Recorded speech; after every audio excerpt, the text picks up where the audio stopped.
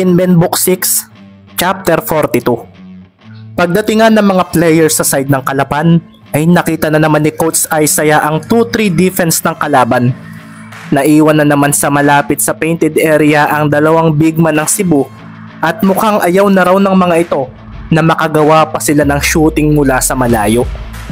Nakita rin naman ni Maki ito kung kaya napangiti siya nang bumigla siya ng atras mula kay Chua.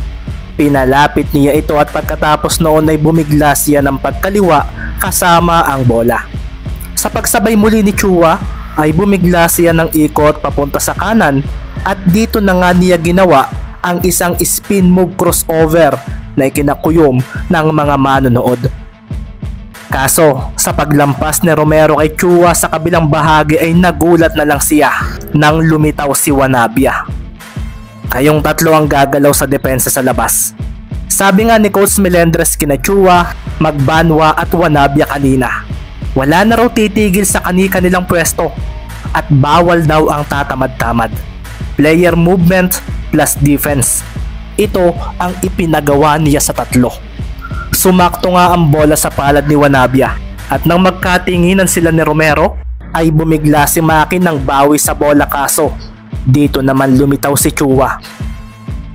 Magaling ka naman Romero pero hindi rin mahina ang mga players ko. Expected na naming babawi ka ngayong second half at iyan nga talaga ang gagawin mo. Sabi nga ni Coach Melendres at makikita nga na ang bola ay na-steal ni Chua. Kasunod nga rin noon ay ang pagkagulat ni Marky nang si Honteveros ay bumigla ng takbo papunta sa side ng mga ito. Ang bilis ng batang ito. Sabi naman nga ni Lina kumaripas din ang takbo. Si Baro naman ay mabilis na tumingin kay Chua na ngayon ay nagpapatalbog ng bola.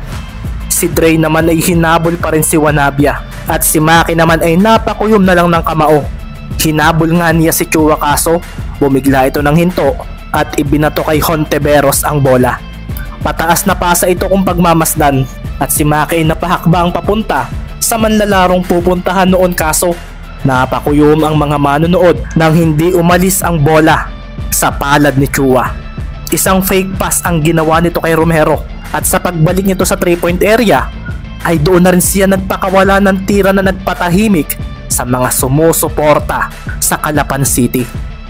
Hinalit ng bola ang basket sa tras na iyon ni Chua at naging si Coach Isaiah nga ay inakala na ipapasa nito kay Honteveros ang bola dahil wala naman itong bantay dahil si Marky ay nasa hulihan pa nito. 63-47 nga ang score matapos iyon at ang mga supporters ng Cebu ay napacheer na naman ng malakas para sa kanilang team na bumubuo na naman ng momentum sa pagkakataong ito. Sa Kalapan na nga muli ang bola at sa pagkakataong ito ay pumilit na naman si Maki na umiskor.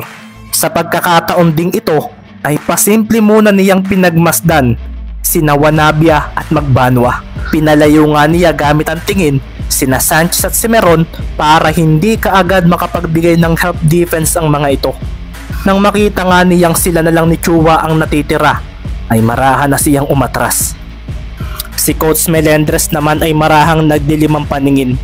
Sa pagbabante nga ni Maki ay binigla niya si Chua ng balik at sa paghabol nito ay doon na nga niya muling ginawa ang kanyang move kanina.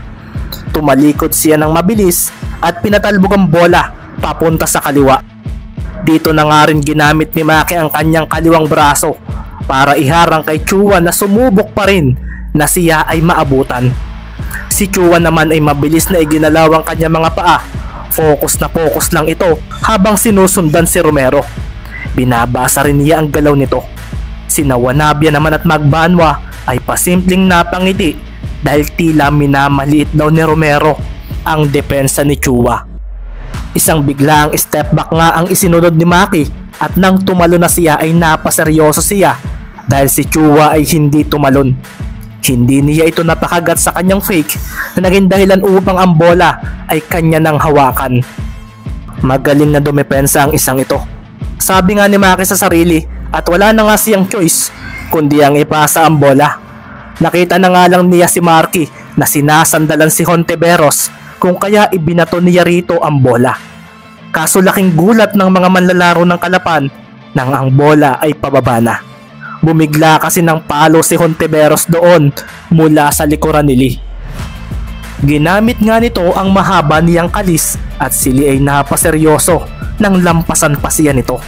Si Maki naman ay mabilis sa tumakbo para sa bola, kaso sinabayan siya ni Chua na bumigla ng layo sa kanya nang paluin ng isa pa niyang kakampi ito. Nahampas ito ni Wanabia at dumiretso ito papunta sa side ng Cebu. Kainis, dalawa na kagad ang turnovers kong nagawa. Sabi naman ni Maki sa sarili, at sa paghabol niya kay Chua ay bigla namang bumagal ito habang pinapatalbog ang bola. Naging alerto naman kaagad sina Sanchez at Cimeron sa kanilang katapatan. Hindi ito maganda.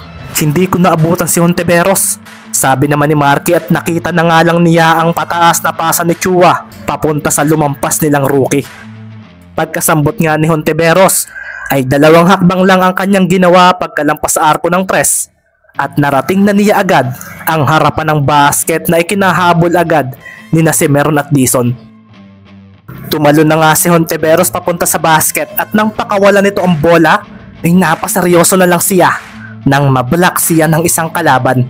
Pinalo nga ni Cimeron ang bola at dito na nga napakuyom ang mga nasa bench ng Kalapan. Isang clean block iyon, kaso mula sa likuran ni Hontiveros ay ang dumating na si Wanabia. Pagkalapag nga ng 3 players na tumalon ay siya namang pagtalon nang nakakuha sa bola. Ito ang hindi maganda. Sabay ngang sabi ni Baron at Dre na napatingin kay Wanabia. Napaseryoso na nga lang din sila nang humarang sa kanila ang mga braso ni Hontiveros. Dumiin nga ang sapatos si Wanabia at dito na nga siya tumalon, kaso umalingaw-ngaw na lang ang malakas sa tunog ng bolang nahampas at mula sa tabi niya ay naroon na nga si Romero na napakuyom na lang nang tumalon pa siya palabas ng court para isalba ang possession. Napangiti na nga lang si Wanabia at mabilis na iniharang kay Romero ang katawan niya upang hindi makita kung nasaan ang papasahan nito. Nang masambot naman ni Maki ang bola ay bigla naman niyang binitawan ito pabalik sa loob, kaso napaseryoso siya nang si Wanabia ay sambutin sa ere ang kanyang ibinato.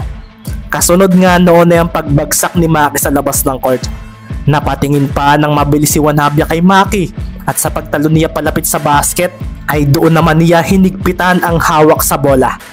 Dito na nga rin lumitaw si Marky Lee at hinampas ang bola, kaso naiiwas ito ni Wanabia at isang reverse layup pa ang napakawalan nito na nagpatayo sa mga kakampi niya sa kanilang bench. Pumasok ang bola sa basket at ang commentator ay hindi maiwasang ma-hype sa ginawang iyon ni Wanabia na pasimple pang binangga si Lee nang tumakbo na ito papunta sa side ng kalaban. Napasilbato na nga lang ang referee dahil tumawag na kaagad ng timeout ang coach ng Kalapan dahil isang 7-0 run ang ginawa kaagad ng Cebu sa simula ng second half. Si Maki nga ay tinulungan namang tumayo ni Marky at Trey. Marahang napakuyom na nga lang si Romero dahil sa nangyayari. May bagay tuloy siyang naitanong sa kanyang sarili ng mga oras na iyon. Mahina ba ang laro ko para sa ligang ito? Sakit sa ulo ang scoring ability ni Wanabia. Nasabi na nga lang ni Baron na pasimple pang sumulyap sa kabilang team na naglalakad na rin papunta sa kanilang bench. Si Dre naman ay pasimpleng napatingin kay Maki habang sila ay naglalakad. Pinagmamasdan niya kung ito ba ay frustrated o hindi. Sa mga nangyari kasi ay parang wala pa itong nagagawang ayos. Para raw sa isang magaling na manlalarong gaya nito ay magkakaroon ito ng isipin kung pang Maharlika ba ang galing niya o hindi. Isang bagay ito na maging siya ay nararamdaman din sa ligang ito. Sa Mindoro lang ba ako magaling? Sa Rojas lang ba? Tanong na nga lang ni Dre sa sarili at sa pagdating nila sa kanilang bench ay napatingin na lang sila kay Coach Isaiah na seryoso silang pinagmamasdan. Okay ka lang ba, Kuya Maki? Ito naman ang tanong ni Ricky nang umupo sa tabi niya si Romero. Matapos ngang uminom ng tubig ni Maki ay marahan siyang napahinga ng malalim at kumalma. Okay lang ako. Pangit ng laro ko ngayon, hindi ba? Mahinang tanong nga ni Maki kay Ricky na marahang ding napatingin sa malayo. Malakas ang kalaban natin, kuya. Magaling si Chua, magaling si Wanabia, at ganoon din ang iba nilang players. Sinasabi mo bang mahina tayo? Tanong naman ni Baron na pasimpleng narinig ang sinabi ni Mendez. Napangiti naman ng bahagya si Ricky. Kung matatalo tayo? Oo, Kuya Baron. Sagot ni Mendez at si Maki naman ay marahang napakuyom nang marinig iyon. Hindi tayo mananalo sa kanila. Biglang wika naman ni Coach Isaiah na ikinaseryoso agad ng kanyang mga players. May natitira pa naman tayong 21 games at ang makapasok sa playoffs ang mas mahalaga sa ligang ito kaysa ang magkaroon ng magandang record sa standings. Dagdag pa nga niya na pasimpleng pinagmasdan ang magiging reaksyon ng kanyang mga players. Hindi kami pwedeng matalo, coach. Mahinang winika naman ni Carlo na pasimpleng tumingin kay Maki. Maki, masyado ka bang nahihinaan sa sarili mo o nadidismaya ka? Napapangit ang stats mo. Dagdag pa nga nito at nang marinig naman ito ni Mover ay marahan siyang napangiti. Napangiti na nga lang ng pilit si Maki at tumayo na. Pinagmasdan nga niya si Coach Isaiah. Coach, paano natin sila mapipigilan? Nahuhuli nila ang galaw ko. Seryosong winika nga ni Maki Romero at napangiti na nga rin si Ricky nang marinig iyon. Kailangan namin ng bagong instructions, coach. Sabi naman ni Baro na tumayo na rin at si Dre naman ay napaseryoso sa biglang pagbabago ng atmosfera sa bench nila. Napatingin na nga lang siya kay Carlo na ang laki na rin ng ipinagbago magmula nang mapunta sila sa team na ito. Naaalala pa nga niya noong bago pa lang sila na nakikisama sa mga ito. Silang dalawa ang palagi magkasama at parang nahihiya pa silang makisalamuha. Napangiti na lang sa isip si Dre at napatingin sa kanilang coach. Naaalala ko noon, may laro ako na naging pangit ang laro ko. Tapos lamang ang kalaban. Iniisip ko na magaling ako, na hindi pwedeng pangit ang stats ko dahil ace player ako, na gusto kong maging MVP. Pero may sinabi sa akin noon ng coach ko, kaya kami pa ang nanalo sa larong iyon. Isang bagay ang nagiging dahilan kaya maraming magagaling na players ang bigla ring nalalaos.